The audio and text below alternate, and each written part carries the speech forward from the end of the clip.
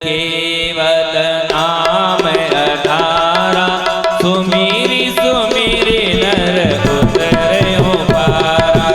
कलयुग केवल नाम अधारा सुमीरी सुमीरी नर उतरे हो पारा। कलयुग केवल नाम अधारा कलयुग केवल नाम अधारा। कलयुग केवल नाम अधारा कलयुग केवल नाम अधारा सुमीरी सुमीरी नर उतरे हो पारा। सुमीरी सुमीरी नर उतरे हो पारा।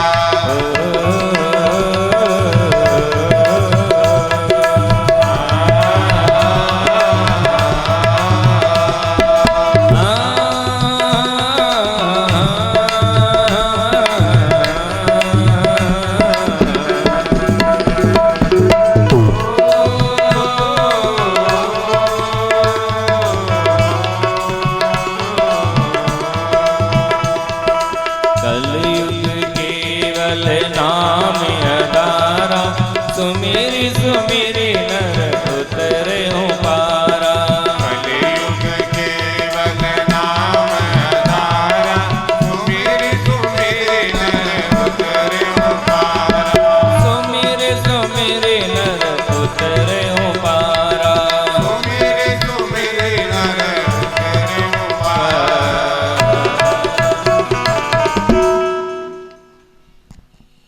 तो रामचरितमानस में भी ये गुण बताया, कलयुग की एक अच्छाई बताई। कलयुग केवल नाम आधारा, नाम संकीर्तन करो बेड़ा पार है। कथा याद रहे या न रहे, दुखी मत होना। और वैसे 100% याद नहीं रहेगी। आपको याद रह जाए तो बच्चे माँ को गई काम, और याद रहते नहीं। याद नहीं भी रहे तो दुखी मत होना। पर कथाओं में छोटे छोटे जो संकीर्तन करवाए जाते हैं, इन कीर्तन को जीवन पर्यंत गुनगुनाते रहना, उद्धार इसी से होगा। क्यों? क्योंकि कलो केशव कीर्तनात्, कलयुग में कीर्तन भजन से बढ़कर के और कुछ नहीं। प्रभु का नाम सुमिरन करते रहो, भगवान का नाम लेते रहोगे, आपके काम बनते रहेंगे। और जब आपने सुमिरन करना छोड़ दिया, फिर तो भोगना पड़ेगा। सुमिरन क्यों नहीं करे रे मन, सुमिरन क्यों नहीं करे। गाइए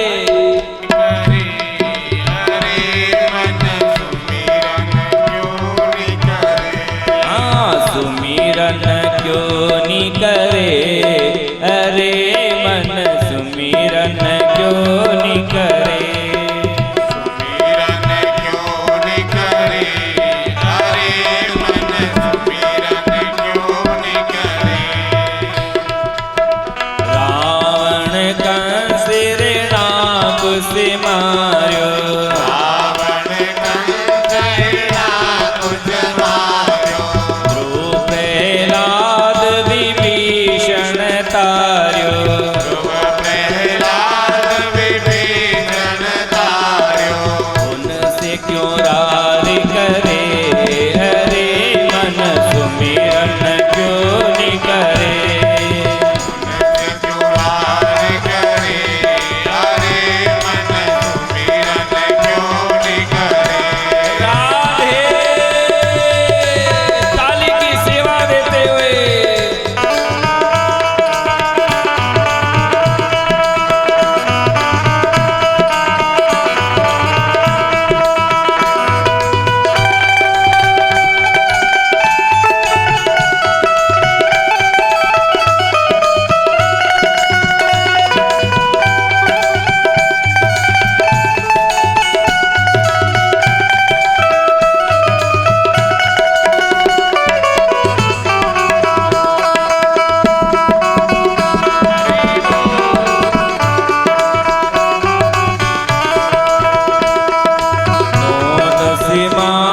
तुझे समझायो, 10 मार तुझे समझायो, गोल करार करने आयो, बोल करार करने आयो।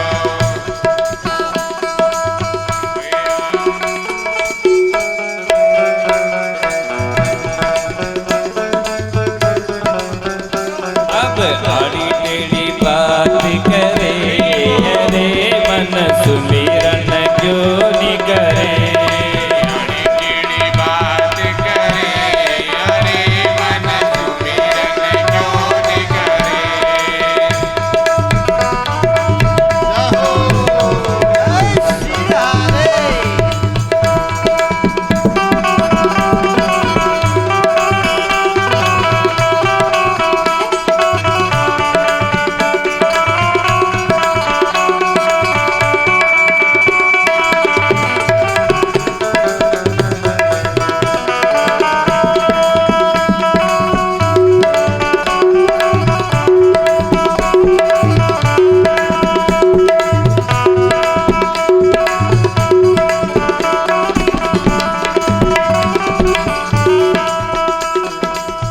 मेरा मेरा करके गवायो, मेरा करके गवाए,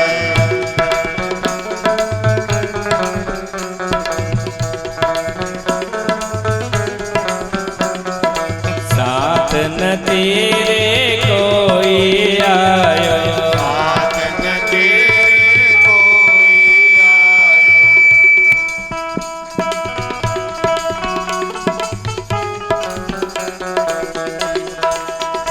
आप भी गाओ मेरे साथ। मेरा मेरा करके गवाए,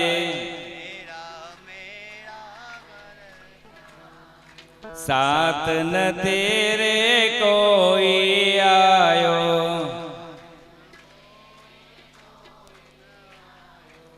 तुझे तेरा दिन याद करे, अरे मन सुमिरन क्यों नहीं करे।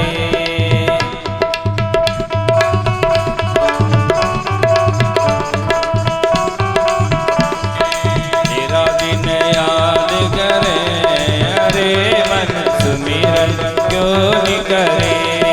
सुमिरन क्यों नहीं करे, अरे मन सुमिरन क्यों नहीं करे।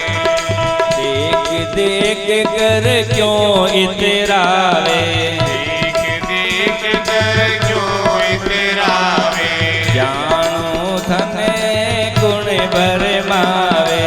जानू तन के गुण बरमावे।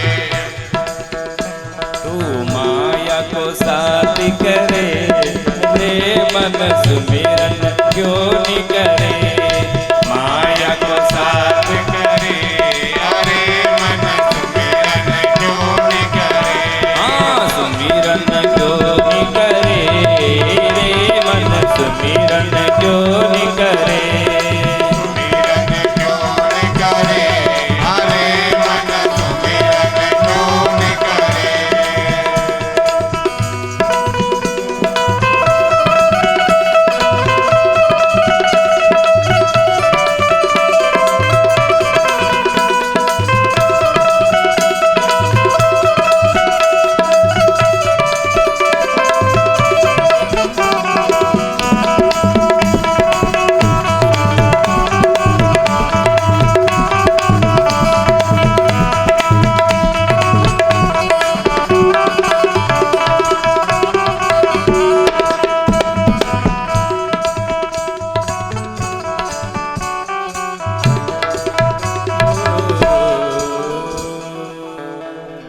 बोली भागवत महापुराण की। तो कलयुग केवल नाम आधारा, सुमिर सुमिर नर उतरे हो पारा। प्रभु के नाम का सुमिरन करते रहो तो कलयुग में बेड़ा पार है। और भगवान के नाम की महिमा तो जितनी बखान करे उतनी ही कम है। जितनी शक्ति प्रभु श्री राम में भी नहीं थी, प्रभु के नाम में शक्ति है। और इस बात का अनुभव स्वयं श्री राम जी ने किया। कब किया? जब राम सेतु निर्माण हो रहा था, नल नील पत्थर पर राम राम लिखे समुद्र में डाले तो वो पत्थर भी तैरता है। तब राम जी के मन में आया कि बेचारे ये दो वानर कब तक राम राम लिखेंगे, राम सेतु निर्माण पुलिया कब निर्माण होगा, बहुत देर हो जाएगी, इन्हें तो मेरा नाम लिखना पड़ रहा है। यदि मैं अपने हाथों से डालूंगा तो फटाफट निर्माण हो जाए पुलिया का। पर राम जी के मन में भी थोड़ा धोखा था, सब वानरों के सामने पत्थर डालूं और वो डूब जाए तो फिर अपने को कौन माने। इसलिए एकांत में आकर पहले प्रैक्टिकल कर लो, डूबे या नहीं डूबे। जब कोई था नहीं समुद्र के तट पर, राम जी अकेले आए, पत्थर लिया समुद्र में छोड़ा डूब गया, दूसरा लिया डूब गया, तीसरा छोड़ा डूब गया।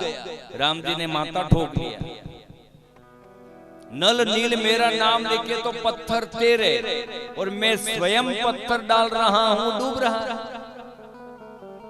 जितने में हनुमंत लाल जी ने पीछे से आवाज लगाई, स्वामी आप यहाँ अकेले क्या करने आए?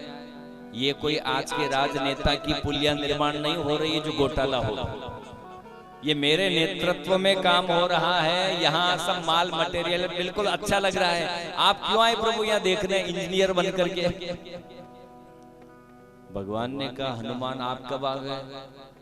अब प्रभु आप ये ना पूछो तो ही ठीक है, मैं कब आ गया। क्यों क्या 3-3 डूबे देखे मैंने। तो हनुमान आपको पता चल गया? हाँ बराबर देखे मैंने, 3 पत्थर आपने छोड़े, तीनों डूब गए। तब राम जी ने कहा, हनुमान मेरे समझ में नहीं आता है, वानर मेरा नाम लिखे तो पत्थर तेरे और मैं छोड़ रहा हूं तो डूब रहा है। तब हनुमंत बाबा ने बहुत सुंदर बात कही, प्रभु आप तो जिसे हाथ में रखो तभी उसका कल्याण है, और आप जिसे हाथ से छोड़ दोगे वो कहां तैरने वाला, वो तो इस भवसागर में डूबेगा ही। और दूसरी बात प्रभु, जितनी शक्ति आप में नहीं है आपके नाम में शक्ति है। आप मेरे साथ नहीं थे जब मैं माता जानकी की खोज करने के लिए दक्षिण की ओर आया। 100 योजन के समुद्र को कौन लांगे? मैंने आपका नाम उच्चारण किया, जय श्री राम बोला और समुद्र को लांग लिया। आप मेरे साथ नहीं थे लंका नगरी में, सोने की लंका को श्री राम बोल करके जला करके राख कर दिया, खाक कर दिया। आपके नाम से ही करके आए प्रभु, आप मेरे साथ थोड़ी ना थे। तो हे प्रभु आप में जो शक्ति नहीं, आपके नाम में शक्ति है। अब ये प्रभु को भी इस बात का एहसास हुआ कि भाई अपने में भी कुछ नहीं, अपने नाम में सब कुछ। भगवान के नाम से सब काम होता है। जब एक सरपंच का नाम लेने से आपकी नीचे की फाइल ऊपर आ सकती है, एक सरपंच का नाम लेने से, तो जरा विश्वास करो ठाकुर जी का नाम लोगे तो क्यों नहीं आपका काम बनेगा। एक नेता का नाम लेने से काम बन जाए तो राष्ट्रपिता का नाम लो ना, ठाकुर जी का नाम लो, आपके काम क्यों नहीं बने।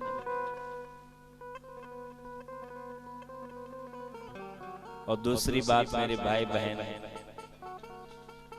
यदि मैं 15 मिनट मिठाइयों का ही नाम लूं तो क्या होगा?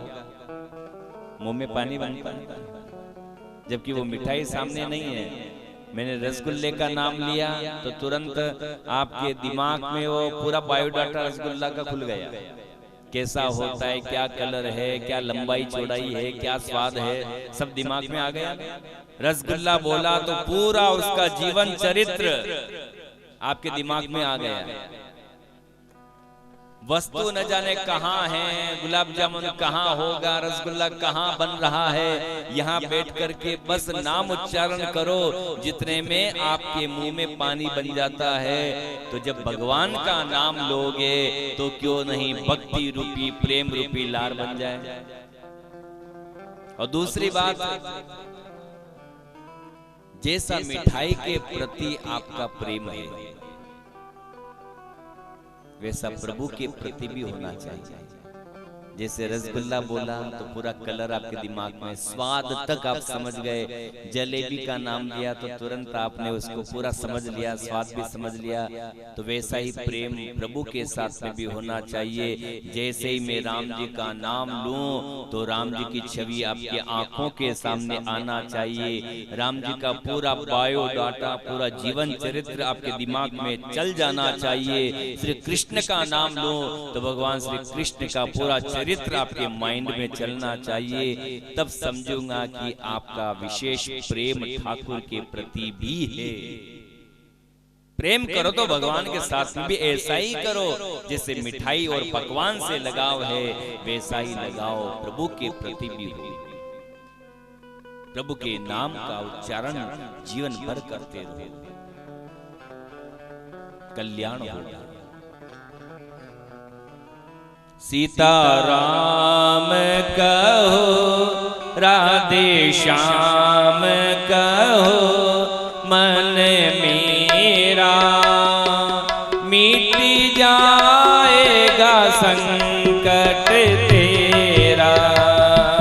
सीताराम कहो, राधे श्याम कहो, मन मेरा मिट जाएगा संकट तेरा।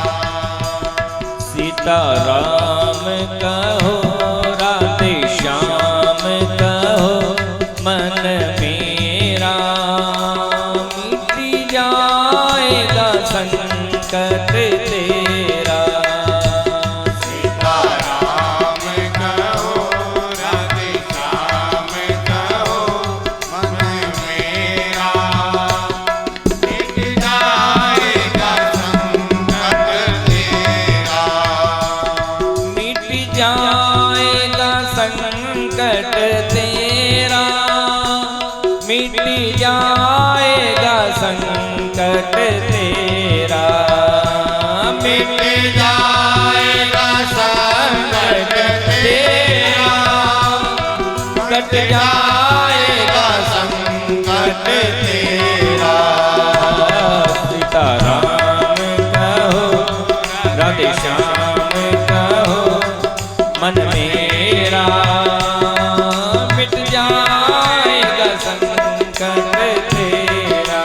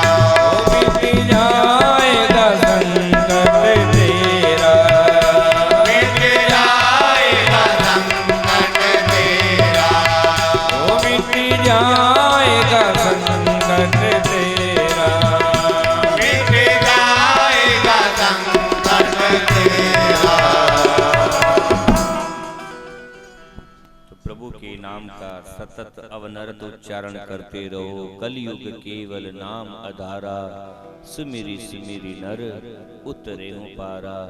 कलयुग ने कहा, हे महाराज परीक्षित, मेरे में 99 बुराइयां हैं, पर ये एक अच्छाई है, नाम कीर्तन करो और मुक्ति को पाओ। ये गुण सब में नहीं होता, नाम संकीर्तन करो। राजन परीक्षित भी समझ गए कि मेरी प्रजा को इतना समय नहीं कि वो बैठ करके तपस्या करेगी। नाम कीर्तन से यदि मुक्ति मिल रही है तो कलयुग को आश्रय देना चाहिए, इसे मारना नहीं चाहिए, मिटाना नहीं चाहिए। तब राजन परीक्षित ने कलयुग को 4 स्थान दिए रहने के लिए। 4 स्थान, वो ध्यान से समझना। अभ्यर्तेस्तददातस्मै स्थानानि कलये ददो, द्यूतं पानं स्त्रियसूना यत्रा धर्म चतुर्विधः। कौन कौन से 4 स्थान दिए? द्यूतम, जहां जुआ खेली जाती हो, हे कलयुग वहां भी तेरा निवास। पानम, जहां मदिरा पान होता है वहां भी तेरा वास। स्त्रिय, जहां पर स्त्री गमन होता है वहां भी तेरा निवास। और जहां हिंसा की जाती है, जीवों को मारा काटा जाता है, वहां भी तेरा निवास। ये 4 स्थान परीक्षित ने कलयुग को प्रदान किए। इन 4 जगहों को छोड़ करके तू बाहर मत निकलना। पर कलयुग ने कहा, महाराज मैंने सुना है कि 5 का अंक शुभ होता है, क्यों 4 के चक्कर में रखो? पंडित जी के पास जाओ, मुहूर्त देखे तो पंडित जी काय में देखते हैं? उसमें भी 5 अंग है ना, इसलिए पंचांग। तिथि वारम च नक्षत्रम योगम करणमेव च पंचांगम शृणोते गंगा स्नानम फलम लभेते। 5 अंग है, इसीलिए उसको पंचांग का। भगवान को स्नान करवाना हो तो पंडित जी क्या मंगवाते हैं? पंचामृत, दूध दही घी शक्कर शहद, पंचामृत लाओगे। किसी भी बात का कोई निर्णय करना हो समाज में तो कितने लोग बैठ करके पंच, वो भी 5। राम जी वनवास के समय प्रथम निवास अपना कहां बनाते हैं? चतुर्थवटी में या षष्ठवटी में? पंचवटी में, वो भी 5। तो महाराज ये 4 के चक्कर में मत रखो। 4 स्थान आपने अपनी स्वेच्छा से दिए, एक और मैं मांग लेता हूं ताकि 5 हो जाए। मुझे अपनी मर्जी से एक और मांगने दो। परीक्षित जी ने कहा, ठीक है मांग ले। तो पुनश्च याचमानाय जातवेदं मदात् प्रभो, ततो नृतं मदं कामं रजोवेरं च पंचमम्। 5वां क्या मांगा? तो जात रूपम। जात रूपम मने सोना। महाराज सोना और मिल जाए। परीक्षित ने कहा तथास्तु। तो स्वर्ण में भी कलयुग का वास है, ये भी कलयुग का स्थान है सोने में। तो माताएं बहनें विचार कर रही, यदि महाराज माँ के कही वेगा कान में झुमक्यान, गरा में होनो, नाक में होनो, पगा में होनो। पर भागवत में लिखा है कैसे स्वर्ण में कलयुग का वास है। आप चिंता मत करना हो। जो छल से कपट से छीन करके कमाया हुआ सोना हो, उसी स्वर्ण में कलयुग का वास है। जो अनीति का कमाया हो, बाकी खरी मेहनत का सोना आप खूब पहन लेना, कलयुग आपकी बुद्धि नहीं बिगाड़ेगा। खोटा सोना नहीं होना। और वैसे पारला खेड़ा में तो सबके शुद्ध है, मने ध्यान है। और खोटो वे तो पोती पे मेल दी जो छाना माना, मैं उसको शुद्ध कर दूंगा। खरी मेहनत का हो, खूब पहन, बाल बाका नहीं। कलयुग को 5 स्थान अब मिल गए ना। कलयुग ने देखा कि महाराज परीक्षित के माथे पर ही सोने का मुकुट है, और ये मुकुट भी कौन सा? अनीति, जरासंध का। पांडवों ने जब जरासंध को मारा, द्वारिका नाथ उसके मुकुट को छीन करके लाए, तल घर में छिपवा दिया था और बोल दिया था कोई भी इस खोटे बुद्धि वाले जरासंध का मुकुट धारण मत करना, ये अनीति का है, छिपाया। पर परीक्षित का शासन काल आया, सब तलगर टटोले, संदूक देखी तो उसमें बड़ा अच्छा ये मुकुट लगा। अब इसे क्या पता है जरासंध का था। परीक्षित ने वो धारण कर लिया और जंगल में शिकार खेलने आ गया, और तभी ये घटना हुई। तो कलयुग ने देखा कि महाराज के माथे पर ही अनीति का सोना है, प्रवेश कर गया, बुद्धि विचलित हुई, शिकार खेला, जीवों की हिंसा करी, प्यास लगी। तो एक आश्रम था जंगल में शमीक महात्मा का, वहां पहुंचे, हे महात्मा मुझे जल पिलाओ। पर शमीक महात्मा ध्यानस्थ थे, ध्यान में खोए हुए, उन्हें पता नहीं कि राजा आवाज लगा रहे हैं जल पीना है। 3 बार परीक्षित ने कहा महात्मन मैं सम्राट परीक्षित हूं, मुझे जल पिलाइए, प्यास लगी। फिर भी वो तो मस्त अपने ध्यान में। परीक्षित समझ गए कि ये ढोंग कर रहे हैं, मुझे देख करके आंख बंद करके बैठ गए, अभी मजा चकाता हूँ। मरा हुआ सांप उठा करके लाए और महात्मा के गले में डाल दिया। यदि ढोंग कर रहे होंगे तो भी डर करके आंख खोल देंगे। सर्प डाला तो भी शमीक महात्मा की कोई फर्क नहीं हुआ, वो तो अपने ध्यान में लगे हुए। परीक्षित समझ गए कि तो हकीकत में ध्यानस्थ है, चलो दरबार ही चल करके जल पिएंगे।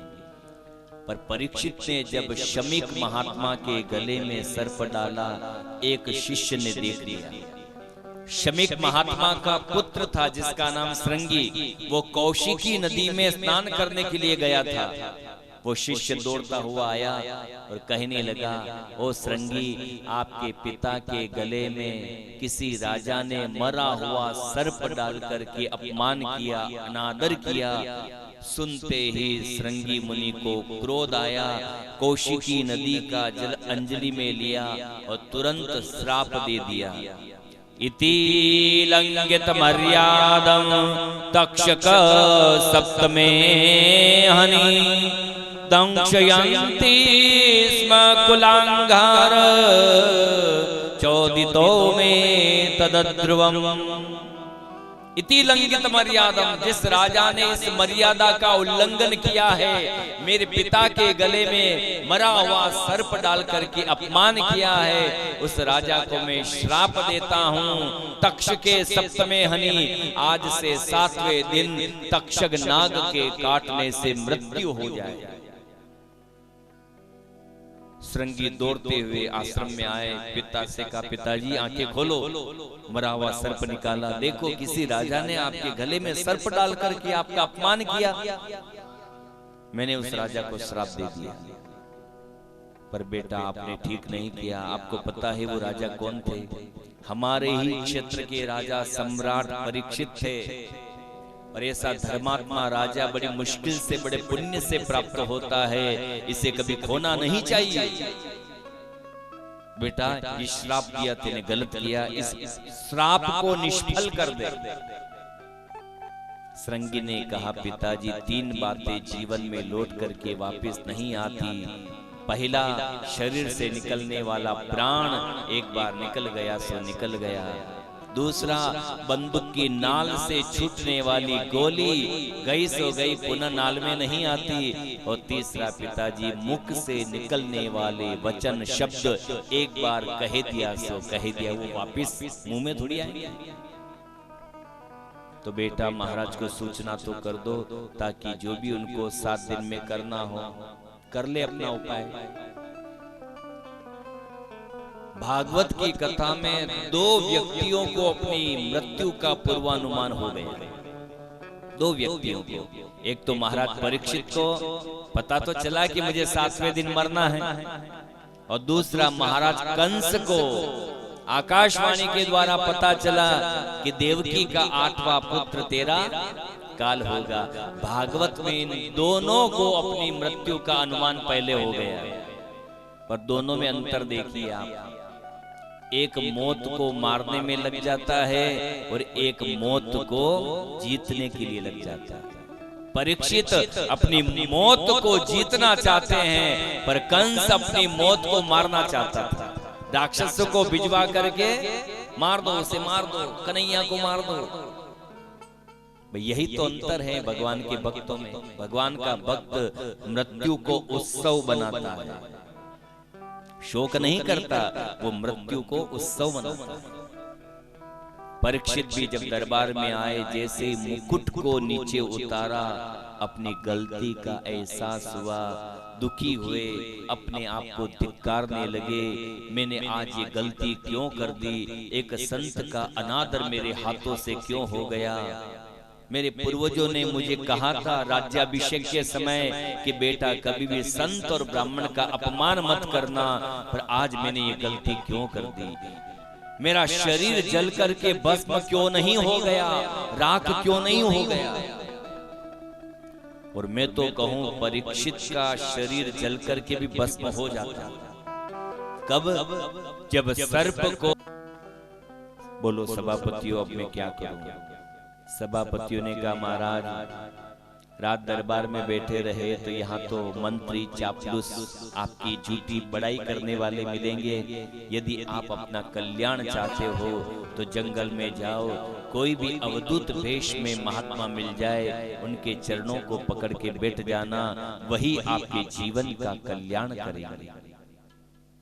राजा परीक्षित ने राजकीय वस्त्रों को उतार दिया, संत का भेष बना लिया और चले आए दरबार को छोड़ करके। मेरे भाई बहन, यदि कोई राजनीति करता है तो उन लोगों से मैं हाथ जोड़ करके कहूंगा, राजनीति सीखना है तो भागवत की कथा में आकर के बैठना, भागवत से राजनीति सीखना कि राजनीति क्या होती है। एक घोटाला लगा परीक्षित जी के ऊपर कि आपने संत का अपमान किया, यही तो साबित हुआ ना घोटाला, यही अपराध परीक्षित का था।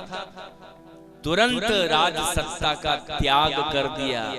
ये नहीं सोचा कि मेरी इतनी संपत्ति, इतना लंबा चौड़ा राजपाट है, क्यों गद्दी छोड़ करके जाऊं, तनिक भी विचार नहीं किया। अपने राज दरबार को छोड़ करके, त्याग करके जंगल में चले आए। ये है राजनीति। और आज नेताओं के ऊपर भली घोटाले पे घोटाले साबित हो जाएं, फिर भी वो अपनी गद्दी छोड़ने को तैयार नहीं होते हैं। परीक्षित जी महाराज से सीखो, एक अनादर हुआ बस संत का और राजगद्दी को छोड़ करके जंगल में चले आए। जो भी महात्मा मिलते उनके सामने प्रश्न करते कि मुझे 7 दिन का श्राप लगा है, मेरा कल्याण कैसे होगा? कोई उत्तर नहीं दे पाए। तो चलते चलते चलते गंगा के किनारे पहुंच गए, वट वृक्ष की छाया में बैठ गए परीक्षित, और अब इंतजार कर रहे हैं कोई भी महात्मा आए और मेरे जीवन का कल्याण करे। अब कौन महात्मा आएंगे पता है आपको? परीक्षित जी महाराज को कथा सुनाने कौन आए थे? आपने पूछियो? कभी पूछियो? आपको तो मालूम है, आप मत बोलो। जिनको मालूम नहीं उनको पूछ रहा हूं। परीक्षित जी को कथा किसने सुनाई? माने कहीं मालूम महाराज थे वहीं पे गया। सुखदेव जी महाराज, व्यास भगवान के पुत्र सुखदेव। मैंने कल के प्रसंग में यदि आपने याद रखा हो तो बतलाया था, जन्म लेते ही सुखदेव जी महाराज जंगल में चले गए। पिता वेद व्यास चिंता करते हैं कि मैंने 18 पुराणों की रचना करी, मेरे बाद इन पुराणों को जन जन तक कौन पहुंचाएगा? परीक्षित तो है नहीं, सुखदेव तो है नहीं, तो अपने शिष्यों से कहते थे, जाओ शिष्यों मेरे पुत्र को ढूंढ के लाओ, कहां गया? मैं उसे भागवत और ये पुराण सिखाना चाहता हूं ताकि लोगों तक ये कथा पहुंचे। व्यास भगवान ने अपने शिष्यों से कहा, शिष्यों भागवत के 2 श्लोक मैं तुम्हें सिखाता हूं, ये 2 श्लोक आप जंगल में जाना उच्चारण करना। यदि मेरा पुत्र इन 2 श्लोक को सुन लेगा तो निश्चित उसका मन परिवर्तित हो जाएगा और वो पुनः घर को आ जाएगा। तो व्यास भगवान के शिष्य जंगल में जाते, गैया चराते और भागवत के श्लोक गुनगुनाते रहते। आज देखा तो वट वृक्ष की छाया में सुखदेव जी महाराज ध्यानस्थ बैठे थे आंख बंद करके। तो व्यास जी भगवान का शिष्य भागवत का श्लोक उच्चारण करता है। बरेहा पीडं नटवर वपु कर्णयो कर्णिकारम् विप्रदवासः कनककपिशं वैजयन्तीं च मालाम् रंध्रान वेणोरदरसुदया पूरयन् गोपवृन्दैः वृन्दारण्यं स्वपदरमणं प्रविशद् गीतकीर्तिः।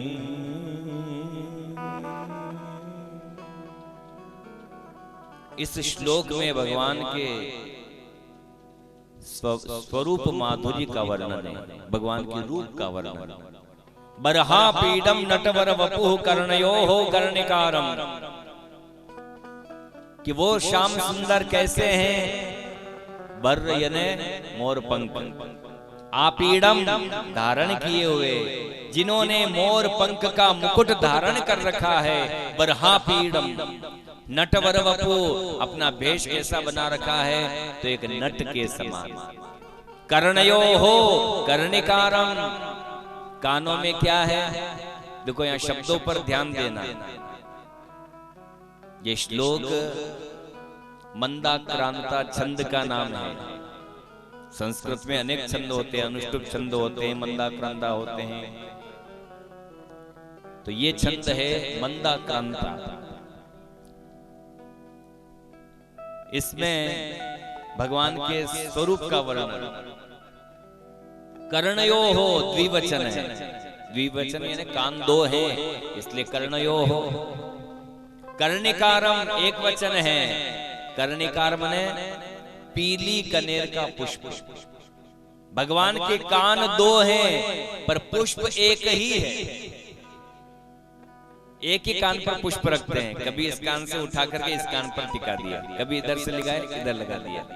जंगल में गैया चराते समय गोप वाले पूछते थे, काना जंगल में पीली कनेर के पुष्प की कोई कमी नहीं है, दोनों कान में क्यों नहीं लगा लेता, एक ही कान में क्यों।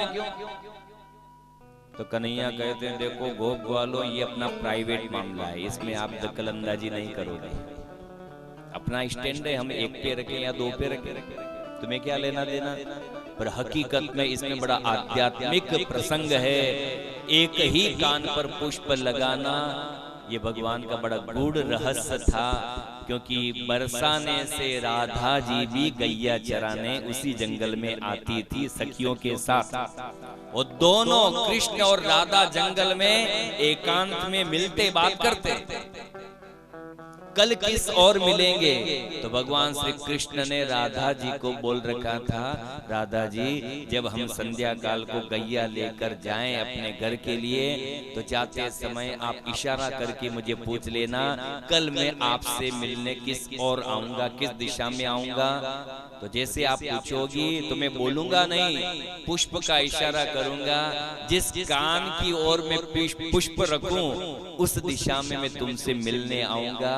ये भगवान का राधा जी के लिए इशारा था, इसलिए दोनों कान पर पुष्प नहीं रखते, कभी इस कान से उठाए इस कान पर रख देते, कभी इधर से। ये बस राधा को इशारा देने के लिए कि कल उधर मिलूंगा, परसों उधर मिलूंगा, ये इशारा। और कौन कहता है कि आंखों की अपनी भाषा नहीं होती। राधा भी आंखें उछाल करके पूछती थी, बोल के नहीं, क्योंकि साथ में सखियां हैं, बोलो तो बात आउट हो जाए। भगवान के साथ में भी सखा हैं, वो भी इशारा। तो आंखों की भी अपनी भाषा होती है। रसखान कवि ने लिखा है, ये बच्चे स्कूल में पढ़ते होंगे, मैंने भी पढ़ा पर याद नहीं आ रहा अभी।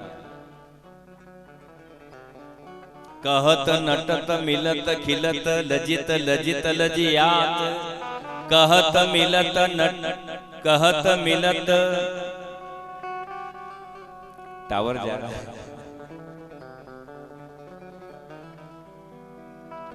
कहत नटत मिलत खिलत लजित लजित लजियात, भरे भोन में करत है नैन नहीं सो बात।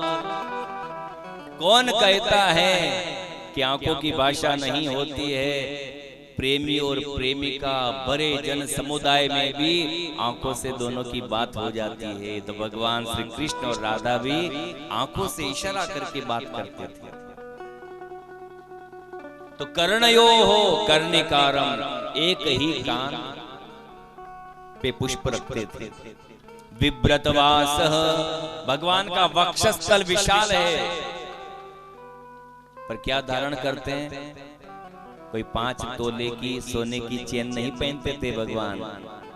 वै जयंतीम च मालाम, वै जयंती माला को कंठ पर धारण करते हैं। रंध्रान वेणुर अधर सुदया, भगवान के अधर बड़े कोमल हैं। अधर मने होठ, कोमल होठ हैं, पर कोमल होठ पर धारण क्या करते हैं? बांस की बांसुरी, सोने की चांदी की नहीं, बांस की बांसुरी को धारण करते हैं। देखो बांसुरी का भी क्या भाग्य है, क्या पुण्य है, जो भगवान के नीचे के होठ का तो बिस्तर लगाए, ऊपर के होठ का तकिया बनाए, और भूख लगे तो कहे ओ बिहारी जरा मेरा पेट तो भर दो, तो बांके बिहारी फूंक मार करके उसका पेट भरे। पैर दर्द करे तो बांसुरी कहे ओ बिहारी जरा मेरे चरणों की सेवा तो कर दो, तो वो बिहारी अपने दोनों हाथ की करांगुलियों से बांसुरी की सेवा करते हैं, चरण दबाते हैं। कितना पुण्य है बांसुरी का। और याद रहे भक्तों, भगवान बांसुरी का यदि आलिंगन करते हैं, बांसुरी को अपने होठों से लगाते हैं, तो बांसुरी में कुछ गुण होगा, तभी तो भगवान उसे आलिंगन करते हैं उसका। बांसुरी में 3 गुण हैं। यदि वो 3 गुण आज भी हर भक्त जीवन में अपना ले, तो बिहारी जी उन भक्तों का भी आलिंगन करने को तैयार है। पर वो 3 गुण कौन कौन से? बांसुरी में पहला गुण है बिना बोलाए नहीं बोलती। बोलती क्या? फूंक मारो तो आवाज आए। पहला गुण बिना बुलाए नहीं बोलती। दूसरा गुण है जब भी बोले मीठा बोले, अच्छा बोले। और तीसरा गुण है अंदर कोई गिटान नहीं होती, अंदर से पूरी पोली है। गिटान हो तो आवाज ही नहीं आए, पूरी पोली, अंदर कोई गिटान नहीं।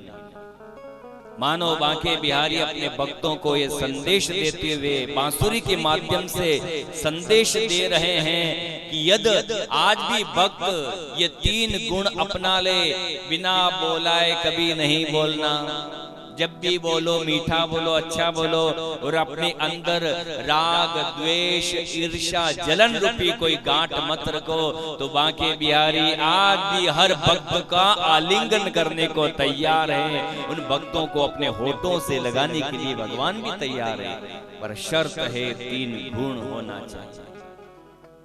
बांसुरी को ऐसे ही थोड़ी भगवान लगाते हैं।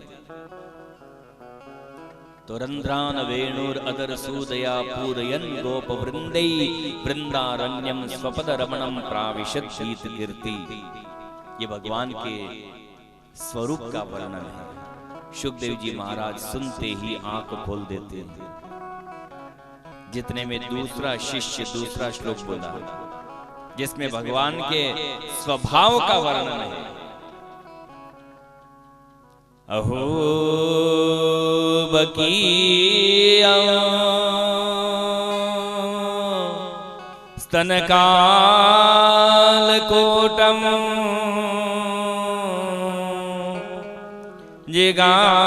जिगांसयापा ययप्य साध्वी लेवे गतिं दातृचितां ततोऽन्यं कं वा दयालो शरणं व्रजेम कं वा दयालो शरणं व्रजेम। इसमें भगवान के स्वभाव का वर्णन, अहो बकीयम स्तनकालुकूटम, अहो वो श्याम सुंदर जो 6 दिन के भी नहीं हुए, जिन्हें मारने के लिए कौन आई? आप तो कथा सुनते रहते हो ना, भगवान को सर्वप्रथम मारने कौन आई? पूतना। अहो बकीयम, बकी यानी बकासुर की बहना, जिसे आप पूतना कहते हैं, मारने के लिए आई। दूध पिलाया प्रभु ने, हंसते हंसते पी लिया, और कालकुट विष लगा, स्तनपान कराया, तो भी प्रभु ने जहर भी पी लिया। पर गति देने का मौका आया तो बांके बिहारी ने पूतना राक्षसी को भी कौन सी गति दी? तो कम वा दयालुम शरणम ब्रजेम, पूतना राक्षसी को भी अपने धाम में स्थान दिया, मातृलोक दिया। जो गति मां को दे वो गति पूतना राक्षसी को दी। इससे बढ़कर के भगवान की बोलो दयालुता और भगवान का स्वभाव और क्या हो सकता है। इस श्लोक को सुन करके तो सुखदेव जी महाराज आसन से खड़े हो गए और पूछने लगे, भैया ये श्लोक तो बहुत अच्छा है, मेरा मन हो रहा है, ये श्लोक आपने कहां से सीखा? तो व्यास जी के शिष्य कहने लगे, अरे सुखदेव जी ये तो हमने 2 श्लोक ही आपके सामने उच्चारण किए, 18,000 श्लोक का पूरा बैंक आपके पिताजी ने ही रचना करी है। ये भागवत के श्लोक हैं, आपके पिताजी की ही रचना है। अच्छा, घर में गंगा है और जंगल में खोजने आया, मेरे पिता ने इतने दिव्य श्लोकों की रचना करी, तो चलो मैं चलता हूं। जो घर छोड़ करके गया था, इन 2 श्लोक से मन परिवर्तन हो गया और पुनः आश्रम में चले आए। व्यास भगवान को, पिताजी को प्रणाम किया और व्यास भगवान ने कहा, बेटा ये भागवत संहिता में हर किसी को नहीं दे सकता हूँ, ये आप स्वीकार करो और लोगों तक इस कथा को पहुंचाओ। वैसे देखा जाए तो मात्र एक औपचारिकता थी व्यास जी की, परंतु सुखदेव जी महाराज तो जन्म से पहले ही भागवत कथा को जीवन में उतार रखा, जन्म से पहले ही सुन रखी भागवत। अमर कथा तो आप जानते होंगे ना, सब जने सुन रखी कि नहीं सुन रखी? सुन रखी हो तो समय नहीं मेरे पास में भी।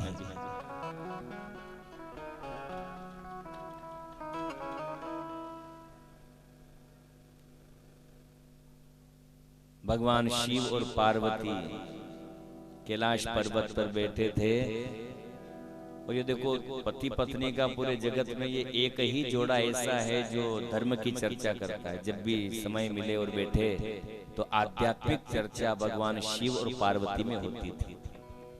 भगवान शिव पार्वती से कहते थे, उमा जे राम चरण रत, विगत काम सब क्रोध, प्रभु प्रभु मैं दे कहीं जगत, कासन करहूं विरोध। ऐसी चर्चाएं भगवान शिव और पार्वती में होती थी। भगवान कहते थे, हे उमा, हे पार्वती, जो काम क्रोध का त्याग करके श्री राम के चरणों में मस्त हो जाता है, उसकी दृष्टि सिया राममय हो जाती है। कासन करहूं विरोध, जो सब में भगवान को देखे वो बोलो किसके साथ झगड़ा करे? सबके गट में यदि आप भगवान को देखोगे तो बोलो झगड़ा किसके साथ होगा? कर पाओगे? पिता भी पुत्र के हृदय में राम जी का दर्शन करे, पुत्र भी पिता के हृदय में प्रभु का ही दर्शन करे, भाई भाई के हृदय में ठाकुर जी का दर्शन करे, बहू सास के हृदय में ठाकुर जी का दर्शन करे, सासू जी भी बहू के घट में प्रभु का दर्शन करे, तो झगड़ा होगा? सब में यदि आप प्रभु को देखोगे तो क्या भगवान से झगड़ा करोगे? सबके घट में राम को देखोगे तो फिर तो झगड़ा राम से कर रहे, किससे करोगे? मैं जब बॉम्बे बोरीवली गया और यही बात बता रहा था कि बहू भी सासू के हृदय में राम को देखे, तो कथा निपटने के बाद वो बहू रानी मिलने आ गई। महाराज ऐसी बात कथा में मत बोलिया करो। मैंने कहा क्यों, क्या हुआ? आपने कथा में आज कहा ना कि बहू भी सासू के हृदय में राम को देखे। अब आपने कई मालूम महाराज हमारी हाशु परशुराम है, अब उसमें राम को कैसे देखूं? मैंने कहा भले वो परशुराम है फिर भी राम तो है, राम तो लगा हुआ है। अरे किसी की सासू भोली है तो भोले राम के दर्शन करो, किसी की सासू तेज है तो ये समझ लो ये राम जी थोड़े तेज हैं, तेज राम का दर्शन करो। किसी भी बहाने देखो पर राम को देखो, झगड़ा नहीं होगा। तेज है तो ये समझ लो ये सासू जी तेज राम है, थोड़े ये भोले राम है, ये ठंडे राम है, ये परशुराम। किसी भी बहाने राम तो देखो। तो माता पार्वती ने आज भगवान शिव से पूछा, भोलेनाथ आपके गले में जो ये मुंड माल है, ये मुंड किसके हैं? क्यों पार्वती आपको क्या करना? आपकी अर्धांगिनी हूं, जानने का मुझे अधिकार है, ये मुंड किसके हैं? पार्वती कल बताऊंगा। अब पत्नी कोई पति से एक बात पूछे और पति कह दे आज नहीं कल बताऊंगा, तो पत्नी को और टेंशन हो जाती, कल क्यों, आज क्यों नहीं, आज ही मुझे जानना है, आज बताओ। ठीक है पार्वती, जानना है तो सुनो, ये मुंड आपके ही है, ये कपाल आपके ही हैं। जब जब आपका मरण होता है आपके कपाल को माला में पिरो लेता हूं। तो पार्वती कहने लगी, प्रभु मेरे इतने जन्म मरण हो गए कि आपकी मुंड माल बन गई, कपाल की माला बन गई, और आप वो की वो हो। हाँ पार्वती मैं अजन्मा हूँ, अविनाशी हूँ, मेरा जन्म मरण नहीं होता है। तो स्वामी आपने ऐसा क्या कर रखा है कि आपका? पार्वती मैंने अमर कथा को उतार रखा है, इसलिए मैं अजर अमर हूं। तो स्वामी वो अमर कथा मुझे भी सुना दो ताकि मैं भी अजर अमर हो जाऊं। ठीक है पार्वती, जो सुनेगा वो अजर अमर होगा। देख लो पार्वती, बाहर कोई है तो नहीं। वट वृक्ष की ओर देखा तो वट वृक्ष पर एक घोंसला, और उस घोंसले में 2 अंडे तोते के, और कुछ नहीं। ठीक है पार्वती बैठो, मैं तुम्हें अमर कथा सुना दूं ताकि आपका भी जन्म मरण मिट जाए। वो अमर कथा कौन सी? तो यही 12 स्कंद की श्रीमद् भागवत कथा। भोलेनाथ आंख बंद करके पार्वती को सुनाने लगे। पार्वती भी बीच में अनुमोदन देती थी, हरे नमः हरे नमः। पहले के समय में बोलते थे ताकि कथा बांचने वाले को भी पता चल जाए कि हुणवा वारा अटीज बेटा है, परम धाम पहुंच गया। हरे नमः बोलते थे। और अब हरे नमः तो महाराज भी रोक देते, भाई बोलो मत, उनको भी डिस्टर्ब होता है। तो कुछ भी बोलो नहीं तो मस्तक ही हिला करके किसी बात का अनुमोदन तो कैसे भी हो सकता है। तो पार्वती हरे नमः बोलती थी, पर जैसे ही 10वें स्कंद की कथा भोलेनाथ ने प्रारंभ करी, माता पार्वती को चपकी लग गई, नींद आ गई। और घोंसले में जो 2 अंडे थे शुकी के, तोती के, उसमें से एक अंडे में से चूजा निकल आया था। वो भगवान के मुख से कथा सुन रहा था। और अब देखा उस बच्चे ने कि माता जी तो सो गई, हरे नमः कौन बोलेगा? और हरे नमः यदि माता जी नहीं बोलेगी तो भोलेनाथ कथा रोक देंगे, बंद कर देंगे। वो तो आंख बंद करके बोल रहे हैं, तो क्यों ना मैं माता पार्वती की ही आवाज में हरे नमः मैं बोलूं। तो वो शुकी का बच्चा छोटा शुक वो हरे नमः माता पार्वती की आवाज में बोलने लगा। भोलेनाथ ने पूरी कथा सुनाई, आंखें खोली और कहा, पार्वती आज से अब तुम भी अजर अमर हो। यही अमर कथा है। तो स्वामी आपने तो बताया था कि 12 स्कंद की कथा है। हाँ तो 12 पूरे हो गए, यदि मैं तो न्यो ही जुड़िया, 10वें स्कंद में सुन नहीं पाई, आप नहीं सुन रही थी, तो फिर वो अनुमोदन कौन कर रहा था? हरे नमः। भोलेनाथ समझ गए इसका तात्पर्य या अन्य प्राणी और कोई था जिसने इस कथा को पूरा सुना है। भोलेनाथ त्रिशूल लेकर के देखने आए तो वटवृक्ष के ऊपर वो शुकी का बच्चा वो हरे नमः बोल रहा है। अब मैं इसे छोड़ूंगा नहीं, मार डालूं। भोलेनाथ के कोप को देख करके वो तोता भी उड़ा घोंसले से। तो पास में एक अंडा था, वो नीचे गिर करके नष्ट हो गया। वो तोता उड़ता उड़ता उड़ता उड़ता व्यास जी के आश्रम में पहुंचा और व्यास जी की पत्नी के गर्भ में जाकर के छिप गया। भोलेनाथ पीछा करते हुए आए, हे व्यास, आपने एक तोती के छोटे बच्चे को इधर आते हुए देखा? मैं जानता हूं इसी गुफा में वो छिपा है। नहीं, मैं देखना चाहता हूं, यही है, देख लो। अब अंदर घूम के आए तो वो तो व्यास जी की पत्नी के गर्भ में छिप गए, कहां मिले? खड़े रहे 1 दिन 2 दिन 3 दिन, निकलेगा बाहर, मैं उसे मारूंगा।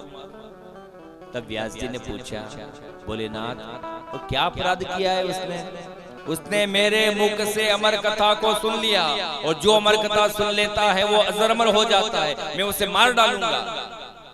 व्यास जी ने कहा, भोलेनाथ आप वास्तव में बड़े भोले रह गए। जिसने आपके मुख से अमर कथा को सुन लिया, आप ही बोल रहे हो कि वो अजर अमर हो गया, उसे कोई मार नहीं सकता, तो क्यों अपना टाइम वेस्ट कर रहे हो? वो मरने वाला तो है नहीं।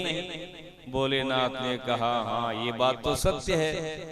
भोलेनाथ चले आए कैलाश पर्वत, और वो शुकी का बच्चा 16 वर्ष तक गर्भ में ही छिपे रहे, बाहर ही नहीं आए भोलेनाथ के डर से। सभी देवता आए, विनती करी, ओ शुक आप प्रकट हो जाओ, क्यों माँ को कष्ट दे रहे हो, जन्म ले लो। तो गर्भ से ही बोल रहे हैं, यदि मैं जन्म लेकर आ गया तो मुझे भोलेनाथ छोड़ेंगे नहीं। वो खड़े त्रिशूल लेकर, अरे वो तो गए और आपको अब कोई मार नहीं सकता। आपने अमर कथा को सुन लिया है तो आपकी मृत्यु नहीं होगी, जन्म ले लो। फिर दूसरी बात पकड़ ली, ना मैं जन्म लूंगा तो भगवान विष्णु की माया मुझे अपने जाल में की, और मैं नहीं चाहता हूं कि माया में फंसूं। तो भगवान नारायण को आना पड़ा, वचन देना पड़ा, हे शुक आप प्रकट हो जाओ, जन्म ले लो, मैं आशीर्वाद देता हूँ, मेरी माया का लेस मात्र प्रभाव भी आपके ऊपर नहीं होगा, जन्म ले लो। तब जाकर के शुकदेव जी महाराज ने प्राकट्य लिया। तो मेरे कहने का मतलब है, व्यास जी ने शुकदेव जी को मात्र एक औपचारिकता निभाई कि भागवत तुम्हें सिखाता हूँ, पर शुकदेव जी महाराज तो भोलेनाथ के मुखार बिंद से पहले से ही सुन करके आए हैं, कथा को जानते हैं। शुकदेव जी महाराज ने विचार किया कि मैंने तो भोलेनाथ के मुख से कथा को सुन लिया था, पर मेरे साथ में जो एक और अंडा था ना, 2 अंडे थे शुकी के, घोंसले से उड़े तो वो अंडा नीचे गिर करके नष्ट हो गया। और संत विद्वान कहते हैं, जो अंडा गिर करके नष्ट हो गया था वही इस जन्म में राजा परीक्षित बन करके आया है। तो शुकदेव जी महाराज समझ गए कि मैंने तो कथा भोलेनाथ के मुख से सुन ली थी, पर वो मेरा भाई उस समय पूरा पक्का नहीं था, नष्ट हो गया, और अभी परीक्षित बन करके आया है, तो क्यों न वही कथा मैं अपने भाई को भी जाकर के सुना दूं, ताकि वो भी अजर अमर हो जाए।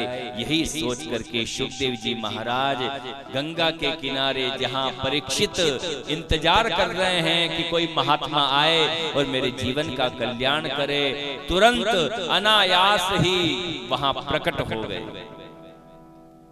प्रकट वही होता है जिसमें देवत्व का भाव होता है। भागवत में ये नहीं लिखा कि शुकदेव जी महाराज आए नहीं, प्रकट हुए, गंगा के किनारे एकदम से प्रकट हुए। वृक्षों की शाखाएं झुक गई, सो हाथ का घेरा सुगंधित हो जाता है। अवधूत वेश को देख करके सभी खड़े हो गए। संत महात्मा राजन परीक्षित भी खड़े होकर के सुखदेव जी महाराज के चरणों में प्रणाम करते हैं। हाथ जोड़ करके विनती करी, हे पूज्य गुरुदेव, मैं जानता हूँ आप एक स्थान पर गो दोहन मात्र ही ठहरते हो। सुखदेव जी महाराज एक स्थान पर कितनी देर रुकते थे? गो दोहन मात्र, माने गाय के दूध निकालने में जितना समय लगता है उतना ही समय एक स्थान पर खड़े होते थे, फिर आगे चल जाते। पर हे गुरुदेव, आपको मेरे लिए 7 दिन आश्रम पर विराजमान होना पड़ेगा। मेरे साथ साथ सभी जीवों का कल्याण हो, ऐसा कोई उपाय हो तो आपको बतलाना पड़ेगा। राजन परीक्षित ने सुखदेव जी महाराज के चरणों का पूजन किया। सदगुरु मान करके चरणों को धोया, पूजन किया और वट वृक्ष की छाया में आसन लगाया, बिठा दिया और चरणों में पूजन करते हैं। राजन परीक्षित अपने सदगुरु का पूजन करते हैं, सुखदेव जी महाराज का। तो आप भी अपने अपने सदगुरु को मन से याद कर लीजिए, अपने गुरु का मन से पूजन कर लीजिए, बड़े भाव से, बड़े प्रेम से।